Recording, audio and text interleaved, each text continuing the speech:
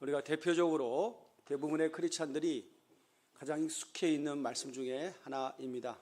150개의 하나님을 찬양하는 시로 구성된 것 중에 제 첫 번째 있는 것이기 때문에 남다른 의미가 있다라고 하는 것들을 우리가 직감적으로 이해할 수 있는데요. 자, 복으로 시작하고 있습니다. 복 있는 사람은 그랬죠. 하나님께서 우리에게 주시는 최고의 관심은 바로 복이라고 하는 것이고, 우리 입장에서도 우리가 신앙생활 할 때에 가장 추구하는 것이 바로 뭐냐면 복이다라고 하는 것에 대해서 어느 누구도 부인할 수가 없습니다. 그래서 우리에게는 이렇게 복이라고 하는 것이 참 좋아요. 아, 저 사람 참 복스럽게 생겼다. 이쁘다고 하는 말보다 복스럽게 생겼다는 것이 이게 악담입니까? 칭찬입니까? 저는 칭찬이라고 보습니다. 나이를 먹을수록 이쁜 여자보다 복 있는 여자가 좋아 보여요. 잘생긴 남자보다 복 있는 남자가 더 좋아 보여요. 복스럽게 생긴 분이 더 좋아 보일 수도 있지 않겠어요? 할렐루야. 굉장히 부담스러운 얘기입니다만은, 우리가 신앙의 궁극은 바로 뭐냐면 복 받는 사람이 되고 복을 나눠주는 자가 되고 복을 증명하는 자가 되고 그런 것입니다. 할렐루야. 그래야지 하죠. 그래서 오늘도 예배도 복 받는 예배, 할렐루야, 그런 예배가 됐으면 참 좋겠다라는 생각을 지울 수가 없는 것은 바로 오늘 이 말씀에 기인하기 때문입니다. 하나님의 관심이 어디 있다고요? 복이 있다라고 하는 것입니다. 그럼 하나님께서 말씀하시는 복이 뭐냐라고 했을 때 우리 한번 본문의 말씀 한번 띄워주시면요, 1절부터 한번 천천히 한번 보시자고요. 자, 이거 한번 1절부터 띄워주세요. 복 있는 사람은 악인의 꾀를 따르지 아니하며 죄인의 길에 서지 아니하며 오만한 자리에 앉지 아니한다 라고 얘기하고 있어요. 자, 복이 뭐냐라고 했을 때 복은 이러이러한 것이다 라고 설명을 하고 있어요. 자, 뭐 어려운 얘기가, 한국말을 이해하고 국어를 읽을 줄 아는 사람은 다 이해해요. 아, 복 있는 사람은 악인의 길을 따르지 않는구나, 죄인들에게 서지 않는구나, 오만한 자리에 앉지 않는구나, 이렇게 하는 거죠. 그 다음에 자, 그러면 여러분 보세요. 첫 번째 규정을 보세요. 아, 복이 뭐냐 할 때 복이는 그냥 악인이 아니래. 악인이 좋아하는 것을 안 하는 거래. 악인이 가는 곳에 안 가는 거래. 악인이 하는 말을 안 하는 게 복이래. 이렇게 상대적으로 좀 얘기하고 있다라고 하는 거예요. 복이 굉장히 이해하기가 어려울 것 같은데 쉬워요. 뭐냐면 악인의 반대편에 서면 되는 거야. 이게 복이래. 어머, 그런 거예요? 악인의 반대편에 서는 게 복이에요? 그렇게 간단하고 쉬워요? 그러면 아, 쉽구나. 그러면 하나님께서 우리가 뭘 우리에게 말씀하고 있다라고 하는 것을 보세요. 야, 성경에는요, 복이라고 하는 것이 얼마나 다양하게 표현되고 있어요. 얼마나 깊은 내용으로 표현하고 있는데 단순히 이거일까요? 그런데 하나님께서는 복을 이렇게 설명하고 있다는 겁니다. 하나님이 어떻게 보면 고집일 수가 있고요. 그렇습니다. 그래서 악인과 구별되어지는 것이 복입니다. 이렇게 설명할 수 있어요. 악인과 뭐예요? 구별되는 거. 악인과 분리되는 거. 이게 복이래요. 그러면 뭐야? 세상에는 우리가 직감으로 하나님께서 우리에게 분명히 주시는 교훈과 경고는 바로 뭐냐면 이 세상은요, 악인이 많다는 얘기예요. 악인이 많다는 얘기예요. 악인 얘기하니까 굉장히 기분 나쁜데, 그러면 한번 제가 이 말씀을 준비하면서 이런 생각을 한번 해봤어요. 이 세상에는 여러분 잘 한번 생각해 보세요. 복 받는 사람, 성경은 그것을 의인이라고 얘기해요. 의인. 그리고 복이 없는 사람, 재수 없는 사람이 아니라 악인이라고 얘기해요. 그러면 의인과 악인으로 한번 생각해 보자고요. 세상에는 의인이 많겠어요? 악인이 많겠어요? 라고 하는 것입니다. 여러분 어떻게 생각하십니까?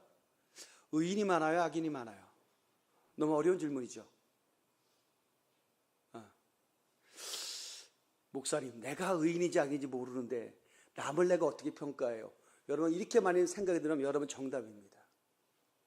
내가 의인인지 악인인지 모르는데 여러분 머무든 개가 머무든 게 뭘 안다고요? 죄송합니다마는 악인의 눈에는 악인이 보일 것이고 의인의 눈에는 의인이 보일 수도 있다라고 하는 생각을 한번 해보시면, 어머나, 악인과 의인이라고 하는 구분이 절대적인 것이 아니라 상황과 조건에 따라서 바뀔 수도 있네 라는 생각을 여러분 어렴풋이 한다고 한다면 지금 여러분 말씀을 쫓아올 수 있는 준비가 되어 있는 거예요. 여러분, 죄송합니다. 제가 여러분에게 지식을 막 과시하거나 그런 분은 없는데 한번 시대의 상황을 한번 이해해 보자고요. 요즘 보니까 제일 많이 오르는 것 있잖아요. 금이 많이 오른다 그러죠. 여러분, 금이 없죠. 없는데 오른대요. 또 뭐가 오르냐면 자산화폐, 가상화폐, 즉 비트코인이 엄청나게 오른다라고 연일 언론에서 얘기하고 있어요. 여러분, 젊은 친구들은 아마 그 코인 그러면 이해하는데 조금 연배가 오래되신 분은 코인이 뭐야? 그런 분들 계실 거예요. 그죠? 그럼 코인이 뭘까요? 한번 여러분, 세상이 잘 몰라도 돌아가는 이치만 한번 깨우치는 건 굉장히 중요한 거예요. 여러분 보세요. 가상화폐라고 하는 것은 눈에 안 보이는 거잖아요. 안 보이는 것인데 거래가 가능하다는 거지. 화폐 기능을 한다는 것이지. 눈에 안 보이지만 그것이 가상화폐죠. 사이버상에 왔다 갔다 하는 그런 돈이, 거래 수단이 가상화폐래요. 그러면 생각을 해보는 거예요. 우리도 지금 여러분 지폐가 없는 시대에 지금 거의 살고 있잖아요. 그죠? 여러분이 어디 가고 카드 결제하면 돈이 눈에 안 보이지만 결제가 된 거잖아요. 그잖아요. 그 다음에 죄송합니다만 현금 입금, 무통장 입금, 그죠? 여러분이 요즘은 다 스마트폰 갖고 다니니까, 얼마예요? 그럼 결제를 내 통장에서 저쪽 통장으로 쏴주잖아요. 그죠? 전부 다 가상적인, 눈이 안 보이는 거잖아. 눈이 안 보이지만 왔다 갔다 하잖아요. 그죠? 자, 그건 조건이 뭐냐면, 그럴 땐 항상 어디를 거쳐요? 은행을 거치죠. 그죠? 신용카드도 그렇고, 내 통장은 은행의 것을 빼갖고 저 사람 은행에 있는 계좌에 쏴주기 때문에 은행이라고 하는 것이 내가 은행 왔다 갔다 하지 않아도 다 은행이라는 곳을 들어갔다 나왔다 하는 거예요. 그런데 가상화폐라고 하는 것은 바로 뭐냐면 은행을 통과하지 않아요. P2P라고 해갖고 사람 대 사람으로 통하는 거예요. 그러니까 이게 굉장히 혁명적인 것이죠. 어떻게 그것이 가능할까? 좀 어려운 얘기로 이것은 블록체인이라고 하는 기술에 근거한다고 해요. 블록체인이라고 하는 것은 뭐냐면 장부를 공개한다 그런 뜻이에요. 블록체인. 뭔 뜻이냐면 우리가 거래를 하잖아요. 거래를 하면 근거가 남겠죠. 그죠? 내가 얼마 주고 뭘 샀다. 그러면 그 샀다라고 하는 그 자료를 인터넷상에 공개를 해버리는 거예요. 사이버상에 공개를 해버리는 거예요. 그러면 50% 이상에게만 그 장부를 공개하면 어느 누구도 그 장부를 변조, 위조할 수가 없다는 거예요. 50% 이상만. 그러니까 아무리 49%가 장부를 저 사람이 100원 결제하는데 50원 결제했어라고 조작을 해도 나머지 51%가 아니다라고 하는 그 장부가 있다고 한다면 그렇기 때문에 49%가 꼼짝도 못한다는 거예요. 그것을 기본으로 해서 하는 것이 바로 블록체인 기술이라고 하는 것인데 블록체인이라고 하는 것을 근거로 해서 비트코인이라고 하는 것이 작동됐다라고 하는 것들 여러분 이해 못해도 그렇구나 생각하세요. 여기의 포인트의 핵심은 뭐냐면 과반이라고 하는 거예요. 과반이라는 수가 넘어가면 과반이라는 게 그게 중요한 것이죠. 그래서 그 수를 굉장히 중요시 여긴다라고 하는 것입니다. 그래서 어떤 사회에서도 악인이 의인보다 적으면 49%가 되면 의인이 51%가 되면 그 소망이 있는 거예요. 세상에 유지될 수 있다라고 하는 거예요. 그죠? 굉장히 중요한 것들을 우리가 시사를 받는다라고 하는 것입니다. 신용의 안정성을 50% 이상, 즉 과반이라고 하는 것으로서 유지한다라고 하는 그것을 우리가 이해해 본다라고 하는 것이에요. 자, 그렇다고 한다면 이 세상은 50%라고 하는 중요한 것들을 중심으로 해서 움직이는 것이죠. 그죠? 권력이라고 하는 것도 50% 이상만 얻으면 권력을 얻잖아요. 그죠? 우리 선거구에서도 여러분 한 표로도 모자라면 안 되잖아요. 그죠? 그 한 표를 갖고 전체를 다 가져버리니까 이 세상이라고 하는 것이 이 원리로 작동된다라고 하는 것쯤은 여러분 직감적으로 지금 이해하실 수 있다라고 하는 것입니다. 그런데도 불구하고 하나님이 정말 의인 50%를 원하실까요? 여러분 생각을 해보세요. 여러분 구약시대 한번 가보겠습니다. 당시 타락한 최고의 세상의 시간과 공간이 어디였어요? 소돔과 고모라였다라고 하는 것이죠. 아브라함은 얘기했습니다. 하나님의 경고의 말씀을 듣습니다. 내가 이 타락한 도성을 심판하겠다라고 하는 메시지를 듣고 아브라함이 중보 기도가 시작된다라고 하는 것입니다. 하나님, 의인 50명만 있으면 이 성을 심판하지 아니하시겠습니까? 하나님 말씀하십니다. 50명을 네가 찾으면 이 성을 내가 심판하지 않겠다.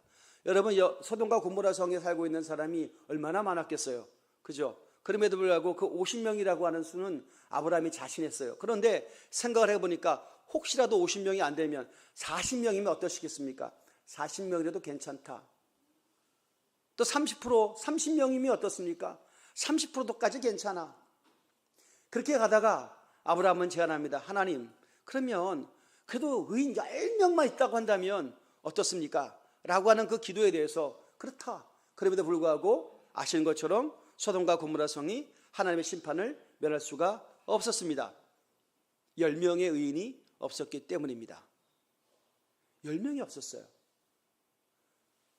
여러분, 노아 시대는 어땠나요? 하나님의 소돔과 고모라는 불심판을 당했지만 그 불심판 이전에 물심판이라는 게 있었습니다.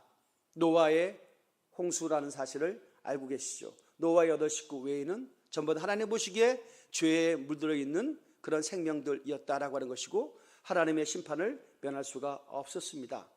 8명 외에는 전부 다 하나님 보시기에 심판을 받아야 할 죄인이었다라고 하는 것입니다. 더 충격적인 것은 예레미야서는 하나님 말씀을 이렇게 받습니다. 예레미야 5장 1절에 보면 예루살렘에 사는 사람들아 예루살렘의 모든 거리를 두루다니며 둘러보아 찾아보아라.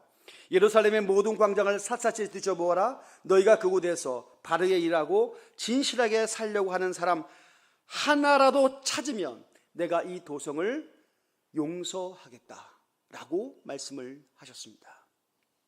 타락 직전에 있었던 하나님의 도성인 예루살렘에서 한에 대해서 하나님의 메시지였습니다. 한 사람만 찾아보아라. 예레미야의 눈에 드는 그 의인 한 사람이 있었냐 하는 것입니다. 충격적이죠. 없었다는 것입니다. 얼마나 충격적인 것입니까? 여러분, 제가 언젠가도 이런 말씀을 드렸어요. 이건 논리학이 나오는 얘기인데요. 제가 언젠가도 설명드렸습니다. 여러분 이해를 돕기 위해서 그런 거죠. 어떤 도성의 어떤 중심지에 시계탑이 있습니다. 정확하게 12시를 거리면 12시, 정오 12시가 되면 시계에서 종이 울립니다. 땡땡땡 12시. 너무 정확하니까, 너무 그러니까. 그래서 그 시계를 관리하는 사람을 찾아가서 누가 물었다는 것이죠. 어떻게 해서 12시를 정확하게 맞춰서 이 시간을 어떻게 정확하게 맞춥니까? 라고 했을 때 아이고요, 저 언덕 넘어 있는 부대에서 12시가 되면 포를 쏘아요. 그럼 포 소리를 듣고 12시를 내가 맞추면 되는 거예요. 그래서 시간을 교정한다는 거예요. 그래요? 그래서 이 사람 쫓아갔습니다. 그 부대의 포병들 쫓아갔습니다. 그 포병 찾아가서 뭘 했습니다. 어떻게 12시를 알고 맨날 포를 쏩니까? 예, 만환경으로 저 동네에 중심에 딱 봐갖고 시계탑을 본다는 거예요. 시계탑을 봐갖고 12시가 딱 됐으면 내가 우리 부대에서 포를 쏜다는 거예요. 여러분, 이 쉬운 얘기를 너무 어렵게 이해하시네. 이걸 논리학에서 순환의 오류라 그래요. 여러분, 웃기죠? 웃기지만 근거는 있죠. 우리가 세상을 살아갈 때 세상에 돌아가는 이치가 혹 이렇지 않겠어요? 서로가 틀린 것에 대해서 기준을 맞추며 살아가는 거예요. 어느 정신병동에 갔더니 어느 병실병동의 그 병실에 가봤더니 이런 거예요. 막 한 사람이 소리칩니다. 내가 예수다. 내가 너희 죄를 사하노라. 무엇이 필요하느냐. 기도만 해라. 그러면서 막 왔다 갔다 하는 거예요. 막 침대에서 막 소리를 지르는 거예요. 그래서 옆에 있던 사람이 그 사람 머리를 딱 치면서 내가 언제 너를 세상에 보냈냐.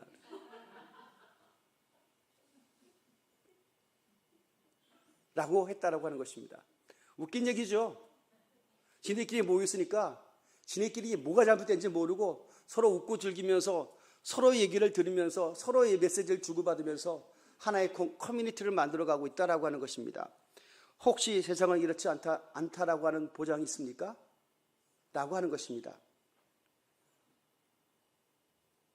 성경은 말합니다. 의인은 없나니 한 사람도 없다 라고 말씀하고 있습니다.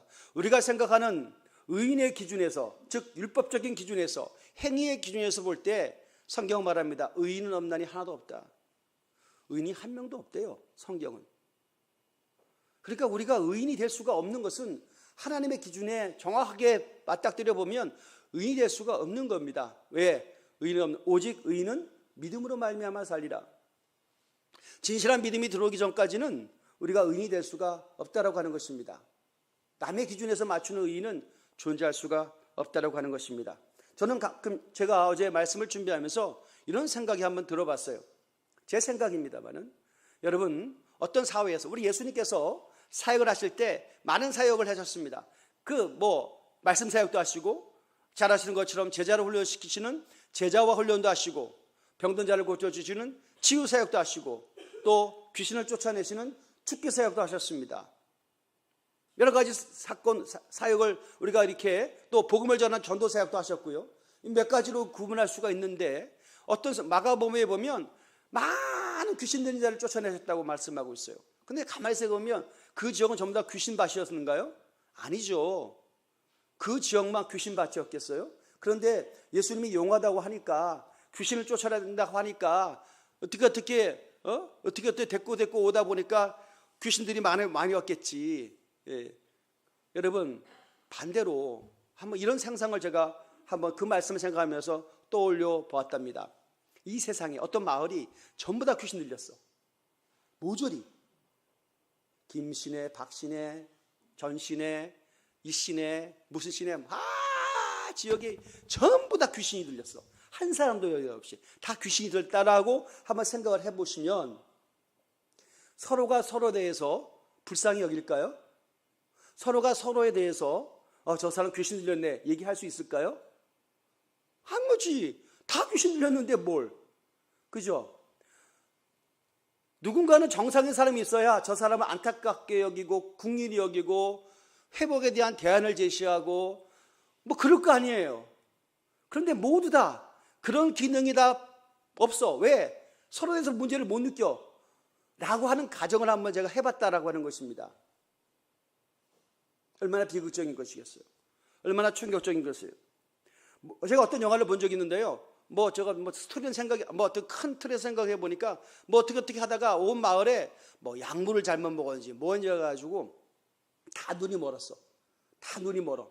다 눈이 멀었는데 어떻게 한 사람만 눈이 안 멀었어. 그러니까 한 사람이 못 살더라고. 정상적인 사람은 다 눈먼 장님 속에서 못 사는 거예요. 그런 영화를 제가 본 기억이 있는데, 예. 어쨌든 간에 여러분, 모든 사람이 비정상적으로 살아가고 비정상적인 것이 상식이 되어버리면 하나님이 원하시는 기준에서 구원을 받은 자, 진리 있는 자, 진리라고 하는 자들이 과연 버텨낼 수 있을까요? 라고 하는 것입니다. 여러분, 귀신이 지배를 받는 세상 한번 생각해 보십시오. 또 귀신의 영향 속에 있는 사람들 한번 생각해 보십시오. 우리 그리스도인들은 그렇지 않은데 세상 사람들은 뭐예요? 정말 잘 치는 사람, 그죠? 잘 맞추는 사람들 보고 우리는 뭐라 그래요? 용하다 그럽니다. 용하다고. 귀신의 지배를 가장 강력하게 받는 사람들 보고 우리의 일반적인 문장은 용하다 그래요. 용하다 그래요. 우리 예수 잘 믿는 사람 보고 용하다 말해요? 안 하지요. 이건 다른 언어예요. 세상 사람도 그런 거예요. 그 용하다라고 하는 것이 뭐죠? 네, 귀신의 힘을 빙자해서 힘입어서 사람들의 운명을 재단하는 것이고요.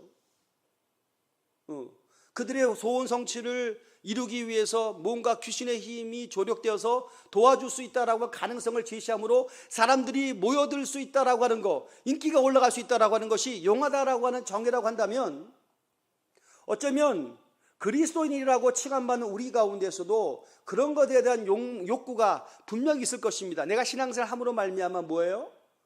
잘 되기를 원하는 거예요.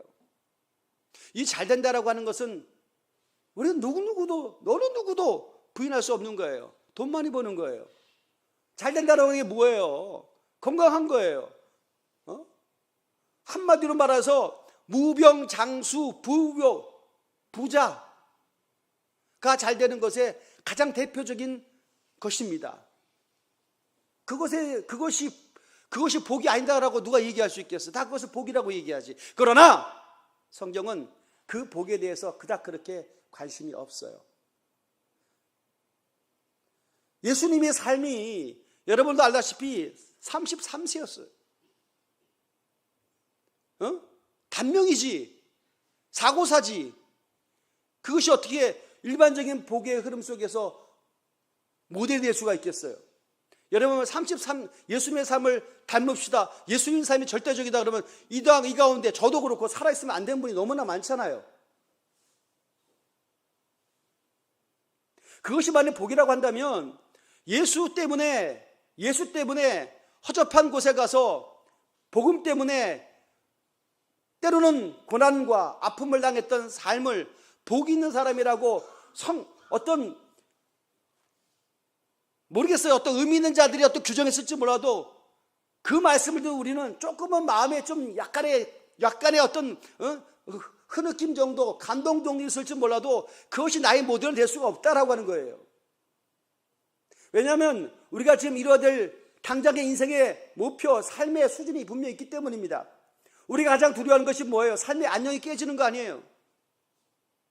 내일을 보장받지 못하는 것들 때문에 우리가 그것들을 보장하기 위해서 준비하는 것들을 지혜라고 부르는 것이고, 그것들을 뭐예요? 그것들을 이루는 것들을 하나의 복이라고 얘기한다고 한다면 그것은 아닙니다. 성경은 말합니다. 내일은 난 몰라요. 하루하루 감사하며 살아요 라고 하는 것이 성경적 정의라고 한다면 그거 받아들이기 쉽지가 않아요.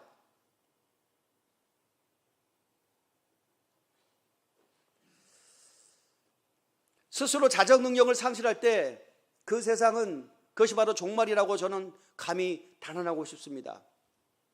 바닷물은 아시는 것처럼 전체 3%의 염기가 있어요. 소금이에요. 그 3%가 바닷물 전체의 썩음을 막는다고 해요.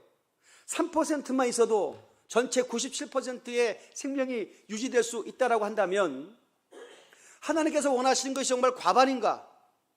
라고 하는 것입니다. 세상은 의인은 한 번도 과반이 된 적이 없어요. 과반이 넘어가 본 적이 없어요. 항상 죄송합니다만 진리를 파수한 자들은 항상 소수였다라고 하는 것입니다. 많은 사람들이 죄를 먹고 마시면서 자신들의 옳음에 대해서 옳고 그름에 대해서 마취해 보려고 살아가는 이때에 진리를 파수한 자, 생명을 전달한 자의 하나님의 은혜로 그들에 대해서 거룩한 영향력이 조금씩 퍼져나갔더라고 합니다. 그래서 오늘 본문의 말씀은 의인의 조건을 얘기하고 있는 것이 아니에요. 1절부터 6절까지 말씀을 잠잠히 보시면 복 있는 사람과 악인을 구분해서 얘기하고 있는데, 복 있는 사람들은 바로 뭐냐? 2절의 말씀 보십시오. 2절의 말씀 한번 띄워주시고요. 오직 여호와 율법을 즐거워하며 그 율법을 주야로 묵상하는 자로라. 3절에 그는 시냇가에 심은 나무가 철을 따라 열매를 맺으며 그 잎사귀가 마르지 아니한 같으니 그가 하는 모든 일이 다 형통하리라. 복 있는 사람은 형통을 하는데, 형통에 우리가 포인트가 있죠. 그러나 조건은 바로 뭐냐면 2절에 오직 여호와 율법을 즐거워하며 그 율법을 주야로 묵상하는 자로라고 말씀을 깊이 묵상해요. 이 조건이 바로 율법을, 하나님의 말씀을 주야로, 그러니까 말씀을 읽는다. 우리 현대적 표현으로 말하면 말씀을 늘 읽는다. 말씀의 지배를 받는다. 그러면 결과가 형통의 복이었다 라고 생각하지만, 제가 말씀을 곰곰이 보니까 그건 1차적인 해석이고요. 여러분, 조건이 아니에요. 2절의 말씀은 복 받는 자의 조건을 말하고 하는 것이 아니라 뭐예요? 복의 열매예요. 복의 결과물인 거예요. 여러분, 하나님의 말씀을 읽고 주야로 묵상한다라고 하는 것은 어떤 복을 이루기 위해서 씨를 뿌리는 것이 아니라, 내가 의인이 되었기 때문에, 내가 구원을 받았기 때문에, 내가 복 받았기 때문에, 내가 은혜를 받았기 때문에 나타나는 자연스러운 현상입니다. 우리가 살아있으면 숨을 쉬는 것처럼요. 그것이 현상으로 나타난 것뿐이에요. 그런데 오늘 본문의 핵심은 뭐냐면, 그런데 악인은 그렇지 않다고 하는 거예요. 4절에 악인은 그렇지 않다. 오직 바람이 나는 겨와 같다. 5절에 그러므로 악인들은 심판을 견디지 못하며 죄인들이 의인들의 모임에 들지 못하리로라. 6절에 무릇 의인들의 길은 여호와께서 인정하시나 악인들의 길은 망하리로라. 여러분, 이것은 구분입니다. 결과입니다. 여러분, 의인과 악인들은 서로 섞일 수가 없다라고 하는 것들을 얘기하고 있는 거예요. 물과 기름처럼 분리가 될 수밖에 없다라고 하는 것입니다. 성경은 우리에게 분명히 말씀하고 있습니다. 너희가 그러므로 말미암아 의인인가 악인인가에 대한 물음을 지금 묻고 있는 거예요. 그런데 중요한 것, 서두에 말씀드렸던 것처럼 내가 의인이에요, 악인이에요? 그렇죠. 여러분, 하나님은 성경에서 가장 위대한, 성경도 그렇고 세상도 그렇고 가장 많이 활용되어지고 그리고 인정하는 공통점이 있어요. 그건 바로 뭐예요? 성경, 교회에서도 그렇고 교회 밖에서도 그렇고 가장 많이 쓰는 단어가 사랑이에요. 그죠? 사랑이에요. 성경을 함축하여 한마디로 딱 얘기하면 사랑입니다. 그래서 하나님은 사랑이시라. 그죠? 그렇게 하는 것에 여러분 다 동의할 거예요. 맞아요, 사랑이에요. 그러면 조건이, 우리가 구원받는 조건이 사랑이라고 생각을 할 수도 있어요. 사랑하지 못하면 구원받지 못해. 사랑이 있으면 의인이고 사랑이 없으면 악이냐 라고 그렇게 쉽게 이해할 수 있어요. 제가 묵상해 봤어요. 맞아요. 그건 틀린 말은 아니에요. 하지만 그 사랑이라고 하는 것이 구원의 조건이 아니에요. 사랑이라고 하는 것은 구원의 열매예요. 은혜를 받았고 구원을 받았고 예수를 믿었고 그래서 나타나는 것이 바로 사랑인데, 단 그 사람이 구원받지 못하느냐 구원받았느냐라고 하는 것들을 평가를 해볼 때 무엇을 보고 알아요? 열매를 보고 알잖아요. 저 사람은 사랑이 있어. 그리고 우리가 얘기합니다. 구원받을 가능성이 다분한 거예요. 근데 저 사람은 사랑이 없어. 예수를 잘 믿었는데 교회도 잘 다녔는데 사랑이 없어. 그럼 우리가 어떻게 생각할 수 있어요? 네, 저 사람은 사랑이 없기 때문에 사랑하지 않았기 때문에 구원이 없어. 이렇게 말한 건 틀린 말이에요. 하지만 사랑이 증명되지 않으면 구원이 증명되지 않는다는 얘기예요. 여러분이 이 차이를 아시나요? 여러분 이 차이를 좀 생각을 해보세요. 여러분이 설교가 어려우면 여러분 집에 돌아가셔서 이 동영상을 리와인드 해보세요. 하나님의 말씀을, 여러분 다른 것들은 재미있는 드라마나 재방송도 보는데 하나님의 말씀은 생방도 안 들어. 이게 문제지. 재방이 뭐야? 생방도 안 되지만 은혜를 받으면 여러분 재방송 보잖아요. 그죠? 여러분 자꾸 이해가 안 되면 또 한번 보는 거잖아요. 예. 책도요. 저도 여러분 아무리 좋은 책도 정말 감동받았는데 또 한 번, 두세 번 또 보게 돼요. 사람은 그렇게 되어 있어요. 하나님의 말씀 안 들리고 이해가 안 되면 근데 뭔가 의미가 있는 것 같아. 그럼 또 한 번 돌려보는 거예요. 그죠? 그래서 말씀을 읽어서 이 말씀이 무엇인가 한번 생각해 보시기 바랍니다. 그러므로 오늘 의인과 악인이라고 하는 구분을 누가 할 것인가? 하나님만이 하실 수 있습니다. 제가 여러분 보고 당신은 의인인 것 같아요, 악인인 것 같으면 제가 하나님의 영역 속에 들어온 것이죠. 그건 내가 판단할 수 있는 것이 아니에요. 어떻게 사람의 구원과 심판을 결정할 수가 있고 그것을 여러분 가늠할 수 있겠어요? 그건 몰라요. 하나님 하실 수 있어요. 그러나 우리가 성경 전체를 통해서 알 수 있는 것은 뭐냐면 하나님의 사람들은, 구원받는 사람들은 특징이 나타나더라. 성경은 얘기합니다. 믿음으로 말미암아 구원 얻는다. 의인은 없는 한 사람 없다. 오직 믿음으로 말미암아 구원 얻는다라고 말씀하고 있습니다. 즉 행위 구원은 아니에요. 율법 구원이 아니란 얘기죠.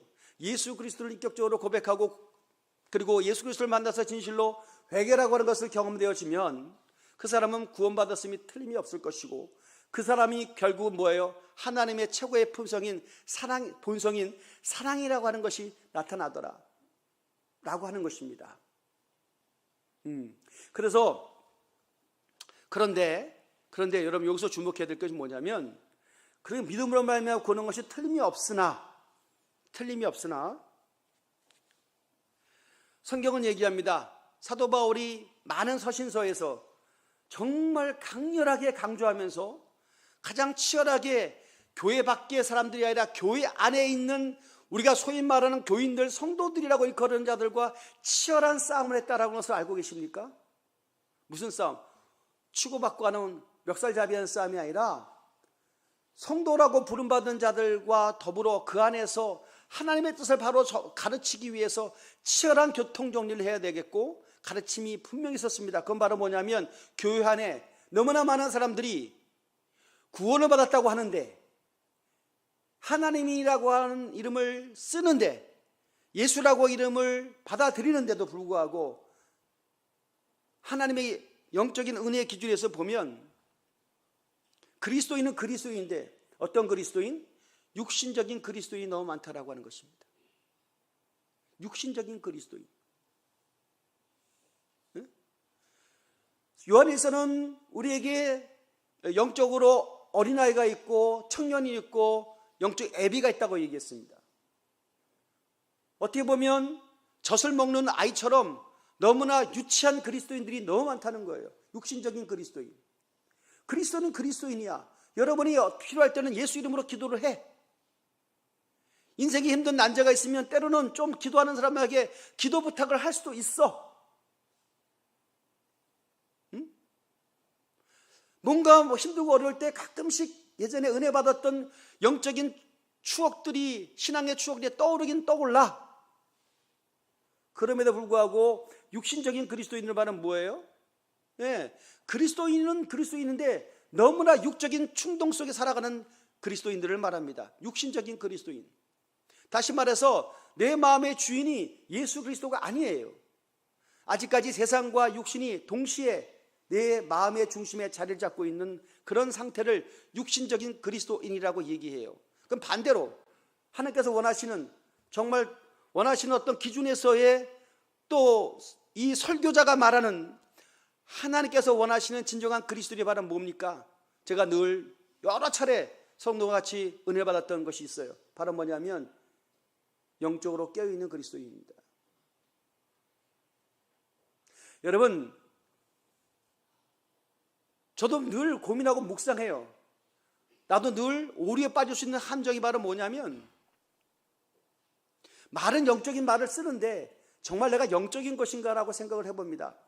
기도를 많이 한다고? 말씀을 읽고 또 교회에서 목사, 장로, 권사 그런 직분 얻었다고 해서 육신적인 그리스도인이 아니고 영적인 그리스도인이라고 얘기한다는 것도 심각한 오류라고 하는 것입니다. 신앙생활하는 신앙 평신도를 할지라도 영적인 그리스도인이 될 수가 있습니다. 그게 굉장히 신비한 것이에요. 그 영적인 그리스도인은 바로 뭐냐면, 여러분 성령을 받아야 된다고 얘기하죠. 그 성령이 어디 임하셔요? 성령은요, 저번에도 말씀드렸던 것처럼 내 속에 있는 영에게 임하는 것이, 영의 장소가, 성령이 임하는 장소가 여러분 영이에요. 영적인. 그러면 영적인 것들이 이해되어지고 영적인 것들 속에 감동이 오고 영적인 것들이 활동하기 시작하는 그 순간부터 우리는 비로소 어떻게 되는 거예요? 그닥 그렇게 좋았던 것들, 그렇게 추구했던 것들이 제가 늘 말씀드렸던 것처럼 상대화되기 시작하는 것입니다. 그것이 없으면 그것 때문에 울고 불고 떼쓰고 악쓰고 원망하고 시비 걸고 답답해하고 억울해하고 분함도 생겼던 그 모든 원인들 다 돈 아니겠어요? 그거 아니라고 누가 얘기해요? 여러분 공동의회를 합니다. 공동의회 할 때, 결산할 때 가장 중요한 게 뭐예요? 예결산이잖아요. 왜? 성도들의 관심이 돈이 있어요. 이번 금년에는 목사님 사례비를 얼마나 올리나, 그거에 얼마나 관심이 많아요. 저도 관심이 많아요. 다 돈이에요. 여러분은 1년에 한 달에 뭐 수입 이런 거 가지고 인생을 살아갈 때 치열하게 살아가야 되잖아요. 어떻게든 정신 못 차리면 여러분 손해보는 인생이니까 여러분 얼마나. 그래서 제가 언젠가도 조금 지금보다 젊었을 때 답답해하는 사람들에게, 또는 목회일 때문에 답답하는 자들에게 그런 제가 조언을 한 적이 있어요. 하나님 뜻을 알고 싶냐? 하나님 뜻이 아니냐? 돈이 흘러가는 것이 하나님 뜻이다라고 제가 과감하게 얘기한 적이 있어요. 왜? 하나님 뜻을 알려면 돈이 흘러가는 것을 보여라. 돈이 막히면 그거 아니다. 여러분 돈이 막히는 곳에 사람도 안 모이고 돈이 막히는 곳에 모두 일어나지 않아요. 항상 돈이 흘러가는 곳에 뭐가 일어나니까. 하나님 뜻을 알라 그러면 돈이 흘러가는 것을 봐라라고 그렇게 얘기하는, 그런 돈이 하나님 뜻이 아니라 뭔가 사인을 이해할 때. 그런데 그런 것도 그닥 그렇게 중요한 것이 아니면 우리 속에 거룩한 성령이 역사하시고 영적인 감각이 생겨나기 시작한 그때부터 우리는 돈이 지배하는 세상 너머에 있는 하나님의 나라에 대한 그리움과 감격과 기다림과 그 소망이 생겨나기 시작하기서부터 이 땅의 것은 한시적으로 제한적으로 필요한 것들 뿐이지 이것은 본질이 아니다 라는 사실을 이해하고 깨닫기 시작해서부터 우리에게 뭐가 시작되는 거예요? 진정한 자유함이 우리 가운데 시작된다라고 하는 것입니다. 할렐루야. 이 원리를 깨닫지 못하면 매 그 자리에 있어요. 그래서 늘 속상해하는 거예요. 원통해하는 거예요. 왜 하나님 나는 안 보여주시냐고. 하나님 나의 길이 이게 막히냐고. 그 막힌다는 게 뭐예요? 돈이 안 물린다는 얘기지. 억울한 게 뭐예요? 나만 분배해서 제외됐다는 얘기지. 이 세상에 이렇게 돈이 많다는데 나는 왜 이렇게 돈의 흐름이 연결이 안 되는가 속상하는 거지. 여러분 기도 많이 한다고 돈 많이 벌린 거 아닙니다. 착각하지 마세요. 헌신 많이 한다고 해서 사업이 잘 되는 것도 아닙니다. 착각하지 마세요. 그런 법칙을 누가 만들었나요? 그런 거 성경에는 없어요. 적어도 신약에는 없어요. 하나님의 영이 우리 가운데 임하시면 자유함이 생겨요. 그 하나님의 영이 임하시면 자유함이 생기면서 뭐가 생기기 시작하는 거예요? 지혜가 생기기 시작하는 거예요. 지혜라고 하는 것은 삶의 원리를 깨우친다는 얘기예요. 그 원리를 깨우치면서부터 자유함이 생기는 거예요. 할렐루야. 그래서 결국은 뭐냐? 돈 쫓아가는 것이 아니라 물질이 우리를 쫓아와야 된다고 하는 것입니다. 아멘. 그걸 모르면 계속 여러분 뭐 쫓아가다 끝나는 거예요. 인기 쫓아가고 권력 쫓아가고 돈 쫓아가다가 끝나는 거예요. 그러다 나중에는 아무도 없는 무의미한 허탈을 깨닫고 이게 아니었나 보다 라고 하는 겁니다. 왜? 그건 만족이 없는 거거든요. 예수님만 만족하는 그리스도인이 되시기를 예수님으로 축원드립니다. 할렐루야. 우리 교회는 그래야 된다라고 하는 것이에요. 이 원리를 못 치고 계속해서 여러분 헤매지 마십시오. 나는 젊은 친구들에게 늘 얘기하고 싶은 게 있어요. 여러분 11조를 꼭 주 앞에 드리세요. 왜냐하면 11조를 드리면 여러분 가난해져요. 왜냐하면 내가 10분의 1을 하나님께 바치고 아니 지금 전체를 100% 가져도 모자라 판에 90% 갖고 어떻게 사냐고. 그러니까 더 힘들지. 힘들어. 주를 위해서 힘듦이에요. 할렐루야. 가치와 의미가 여기 있다는 거예요. 힘드세요. 하나님의 헌신해서 가난하게 되세요. 이게 하나님의 뜻이에요. 근데 여러분 이거 못 믿잖아요. 그럴 수 없는 거잖아요. 나 파산나는데요? 파산하세요. 그 정도 믿음이 없어요? 라고 말입니다. 우리 주님은 나를 위해서 당신의 생명을 주셨는데, 네? 제가 어제도 어떤 지인이 찾아왔어요. 뭘 때문에 잠시 잠깐. 그래서 제가 그 말씀 드렸어요. 기도를 하는데 한 주 내에 기도를 하는데 그분이 떠오르게 하시더라고요. 그분이 그래요. 왜 하나님께서는 나한테 말씀하지 않고 목사님을 통해서 감동을 주시냐고. 내가 그랬어요. 당신이 가는 길이 예수의 길인데 예수님은 우리의 구원을 위해서 당신이 십자가를 지실 때 얼마나 고통스러웠냐고, 아팠냐고. 여기서도 우리가 자유로울 사람이 한 사람 없고 이것이 바로 그리스도인의 길이라고 라고 한다면, 주님께서 몇몇을 선택해서 그 길을 가시게 하신다면 당신이라고 제가 말씀을 드렸어요. 왜냐하면 저에게 그런 감동을 주셨기 때문이에요. 나는 여러분에게 말씀드립니다.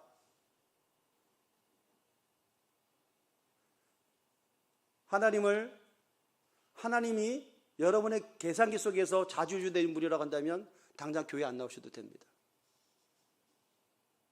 그런 하나님은 필요 없어요. 그런데 내 생명을 주시고 내 생사화복을 주장하시고 일거수일투족을 보고 계시고 나와 영적 호흡을 같이 하시기를 원하시리라고 믿는다 한다면, 생명과 심판이라고 하는 것을 주장하시는 분이라고 믿는다고 한다면, 천국과 지옥을 결정하시는 분이라고 믿는다고 한다면, 그때부터 우리의 신앙과 태도는 분명히 달라집니다.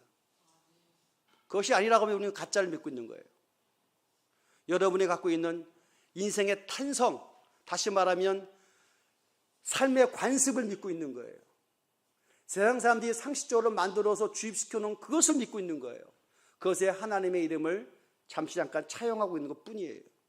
그것은 신앙이 아닙니다. 나중에는 허탈해집니다. 내가 도대체 뭐 신앙생활하는 게 뭐냐? 결과물이 뭐냐?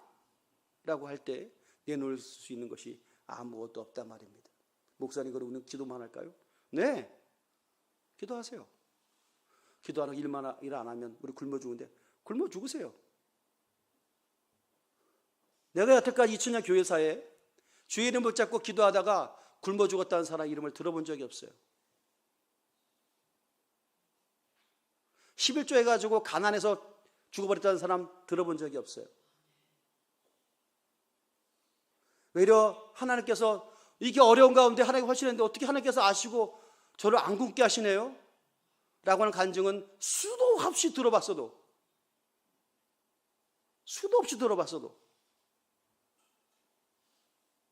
내가 하나님께 드렸기 때문에 너무나 가난해져 갖고, 근데 제가 한 주 전부터 계속 주님께서 주시는 그 역설을 이해하게 됐어요. 뭔지 아세요? 주님은요, 하나님께 헌신해가지고, 예를 들어서 건강이 없는 자들이 하나님께 헌신을 해. 그러면 그거 안 하기 좋지. 건강한 사람이 팍팍 일하는 게 좋지. 맨날 비실비실해가지고 막 와가지고 막 자기 걸음도 못 걷는 사람이 와가지고 막 교회에 막 쓸고 닦고 그러면 제가 보고 올 때 좋아 보여요? 아, 그만둬, 내가 할게. 그런데 아니에요. 하나님은 뭐예요? 중심을 보신다 그랬잖아요. 아멘? 중심을 보시는 거죠. 아니, 하나님이 정말 돈이 필요하면 이재용 같은 그 삼성 회장 회심시켜가지고 대관계 보내주시고 끝나는 거지. 할렐루야. 11조만 해도 몇 조는 되겠네. 그런 분이세요? 아니라니까.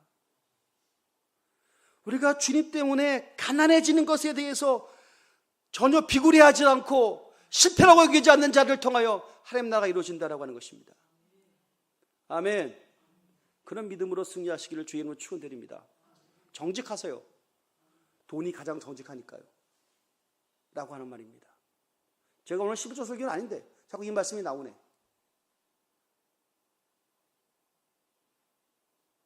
제 동생이 제가 얘기하고 싶지는 않지만 어려움 당했어요. 여러분이 들으면 정말 제가 우리 성도인 중에 제 동생이 당하는 어려움을 얘기하면 다 예수 안 믿다고 도망갈 사람이 너무 많을 거예요. 근데도 불구하고 신앙 현장을 떠나지 않더라고요. 주님 붙잡고 있더라고요. 처음에는 진짜 신앙 엉망이었거든요. 근데 어떻게 가슴이 저리죠. 중보기도가 절로 나와요. 하나님 하다가 정말 어려워요. 전화가 왔어요. 자기가 11조를 하고 싶대. 내가 그랬어요. 너 11조 안 해도 돼. 그 돈은 네 수입이 아니잖아. 그거는 네가 앞으로 먹고 살아야 되는데 그거는 네 자산이 왔다 갔다 한 건데 어떻게 그게 소득이 될 수 있냐. 자기는 정확하게 구분하더라고요. 그래도 그건 난 11조라고 생각합니다. 라고 생각을 해요. 그래서 오빠 교회에 11조를 하고 싶다고 그런 거예요. 마음이 안 편해요. 그런데 그 신앙이에요. 그러면서 그 생각을 해봤어요. 시장 가가지고 10,000원짜리 하나 벌벌 떨어도 그런 자들의 헌신과 수고를 통해 사람 나라가 이루어지는구나 라고 하는 것입니다.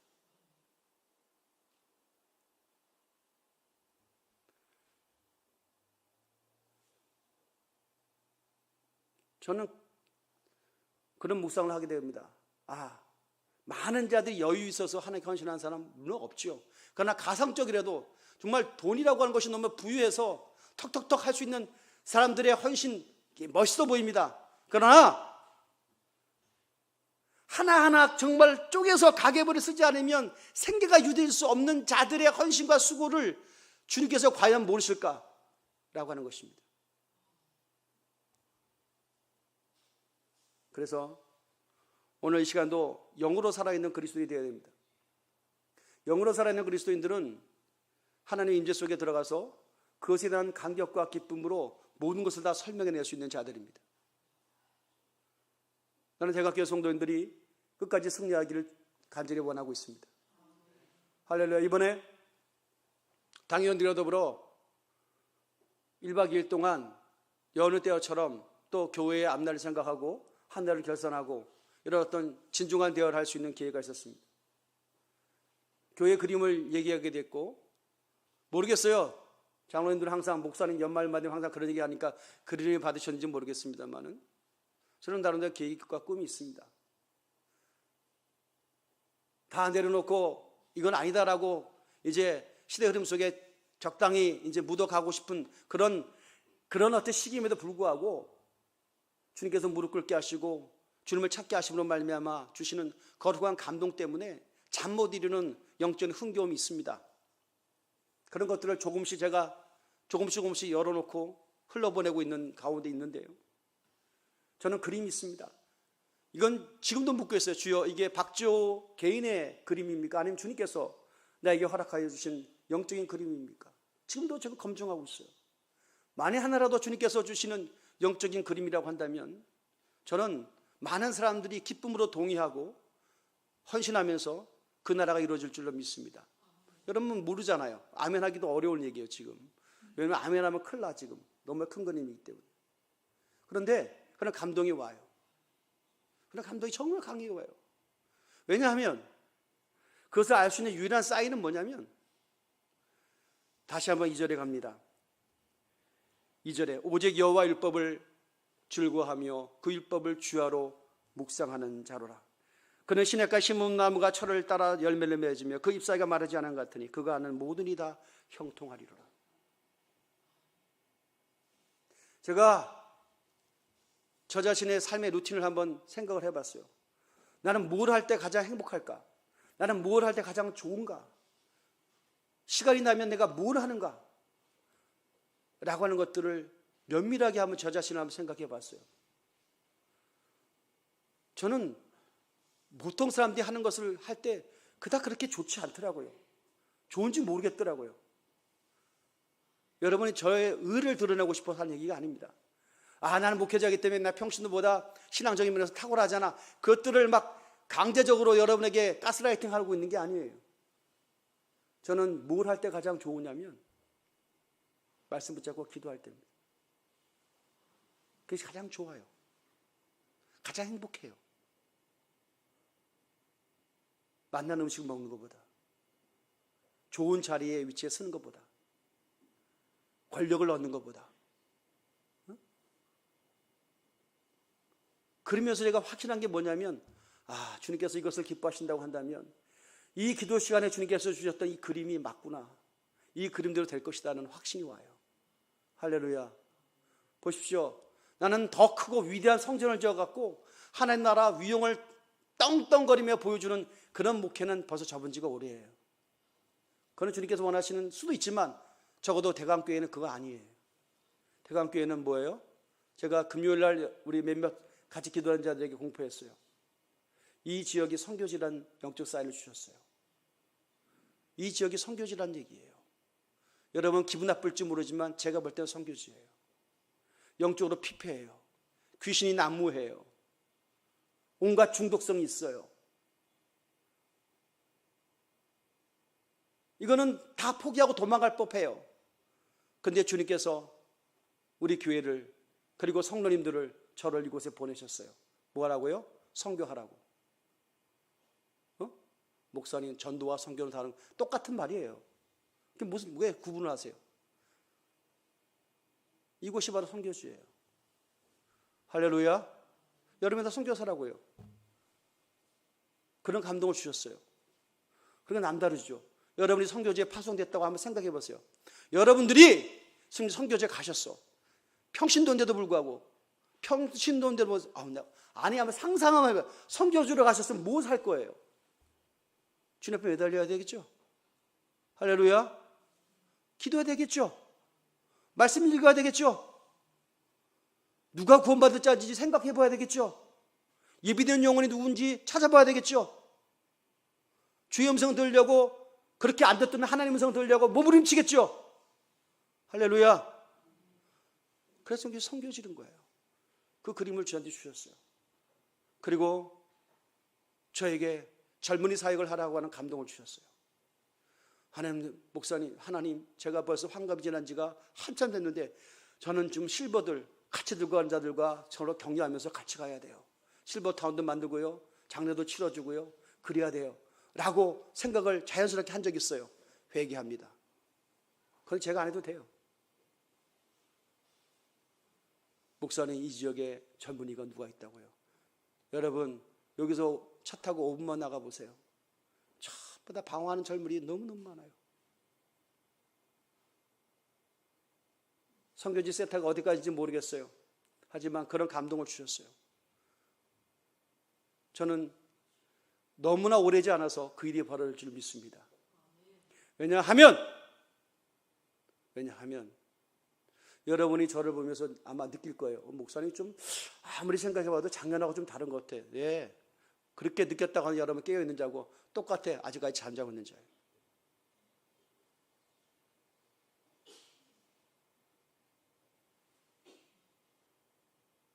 저는 거룩한 야성이 생각했던 것보다 더 강하게 저의 마음을 작동시키고 있음을 확신합니다. 저는 원칙을 붙잡을 거예요. 진리 속에 있을 거예요. 남한테 내 의를 드러나기 위해서 기도 생활이나 영적 생활을 강요하지 않아요. 그럴 필요도 없어요. 그런데 제 마음이 뜨거워요. 너무 뜨거워요. 주의 일이 지금 시작되고 있습니다. 할렐루야. 뭔지 모르겠죠? 기다려보세요. 2025년이 기다려집니다. 하나님께서 어떤 그림으로 우리를 디자인하시고 그리고 그 안에 무엇을 담아내실지 성령의 뜻에 순종합니다. 바라기는 간곡히 여러분에게 다시 한번 도전하고 거룩한 충동을 합니다. 여러분, 주일 예배 우리 한 번뿐이 안 드려요. 이것으로 영적으로 다 채워진다고 한다면 여러분은 굉장히 교만한 자들이에요. 여러분은 갈급해 하셔야 돼요. 말씀에 대한 갈급, 성령 충만에 대한 사모함들이 좀 나타났으면 좋겠어요. 그래서 주중에 우리가 2번의 집회가 있어요. 소리 생각하지 마시고 최선을 한번 다해보세요. 할렐루야. 저는 강대상에 서기 전까지 여태까지 영적인 루틴이 있는데 영적 감동이 오기 전까지는 제가 못 쓰겠더라고요. 30년째 똑같은 짓을 하고 있어요. 지겨울 법한데 똑같아요. 이 시간까지 성령이요, 부족한 종이 입술 여셔야 되고 저는 무엇을 전할지 모르겠는데 주님께서 주신 말씀을 증거하게 해달라고 긴장감과 두려움으로 30년째 이 자리에 서고 있어요. 분명히 나는 그래서 하나님 이제는 뭐 내가 이렇게 수고했기 때문에 하나님 나한테 좀 뭔가 대박을 그런 건 너무 유치한 거잖아요. 근데 교회를 통한 주님의 비전을 조금씩 보게 돼요. 소망 가운데 승리하시고요. 여러분, 교회가 잘 돼야 여러분 잘 되는 겁니다. 아멘. 나는 잘 된다고 교회는 안 돼. 여러분 신앙에 뭔가 문제 있는 거예요. 할렐루야. 여러분, 말씀을 가르친 자와 좋은 것을 같이 하라고 하는 말씀이 있어요. 내가 대답해서 보니까 제가 여러분에게 대우받고 대접받기 위해서 그런 게 아니에요. 은혜를 받으면 교회를 사랑하게 돼 있어요. 할렐루야. 그런 열매들이 더욱더 이번 마지막 결산을 통해서 열매 맺게 하시고 또 다음 해를 기다리는 영적 그림이 되기를 예수 이름으로 축원드립니다. 기도하겠습니다. 하나님 아버지 감사합니다. 말씀 듣게 하심을 감사합니다.